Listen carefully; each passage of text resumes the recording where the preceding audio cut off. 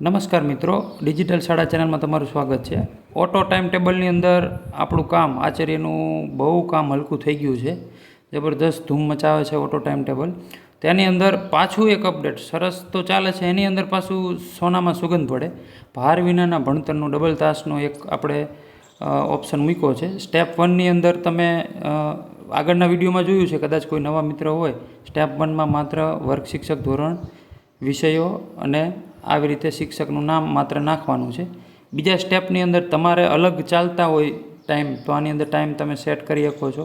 બધું વધારે નથી સમજાવો, આગળના વિડીયોની અંદર એવું લાગે તો જોઈ લેજો। માત્ર તમારે તાસની સંખ્યા નાખવાની છે, શિક્ષક કેટલા ભણાવશે, સામે ઓટોમેટિક ધોરણ પ્રમાણે બતાવશે, નીચે શિક્ષક પ્રમાણે બતાવશે। હવે અહીંયા હું આ ટાઈમ ટેબલ જનરેટ કરું છું। પહેલી વખત આપણે જનરેટ કરવા ઉપર કરી, ભાર વિનાના ભણતરની વાત પછી આપણે કરી। તો ટાઈમ ટેબલ જનરેટ કરશું આપણે એટલે એ અલ્ગોરિધમ ગોઠવી દેશે। જો તમે જુઓ 100% બધા જ ગોઠવી દીધા છે। નવા અપડેટની અંદર 100% ગોઠવણી થઈ જશે।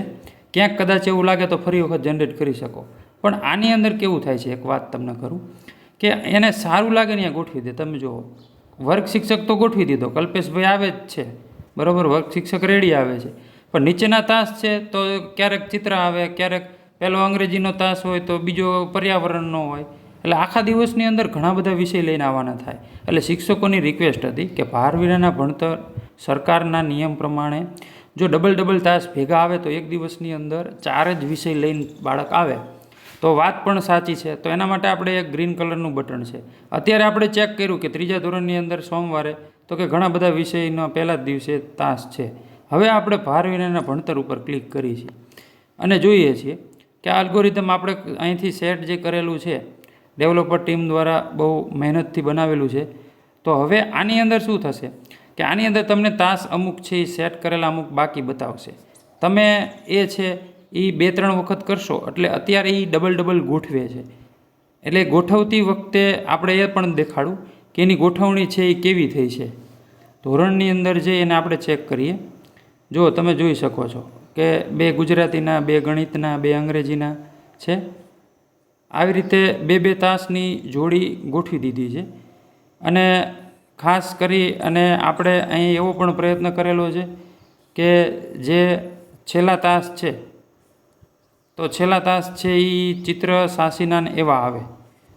પહેલાં જે 4 કે 6 તાસ છે એની અંદર શક્ય હોય ત્યાં સુધી ન ગોઠવે આગળ, પણ ક્યાંક એવું શક્ય થાય, ટાઈમ ટેબલ બહુ અઘરી વસ્તુ છે બનાવવાનું, તો અલ્ગોરિધમ છે એ ડબલ તાસ તમે જોયું એ પ્રમાણે બહુ સરસ રીતે આપણને ગોઠવી દીધું છે કે એક જ દિવસની અંદર બાળક છે એ 4 વિષય લઈને આવે તો એનો ભાર વિનાનું ભણતર ઓછા ભારે એ ભણી શકે એટલા માટે।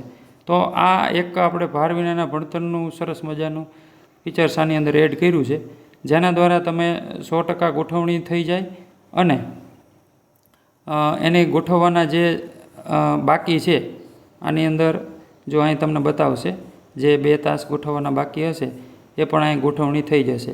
એટલે 100% ગોઠવી જાય છે। ભાર વિનાના ભણતરની અંદર અને જનરેટ કરો બેયનો ઉપયોગ કરી અને તમે રીજનરેટ કરશો તો આ ટાઈમ ટેબલ છે એ ભાર વિનાના ભણતરવાળું કે તમારું ખૂબ સરસ રીતે તમે આની અંદર જોઈ શકશો। આશા રાખું છું ઓટો ટાઈમ ટેબલના આ ફીચર્સ અપડેટ માટે તમે રાજી હશો। અસ્તુ।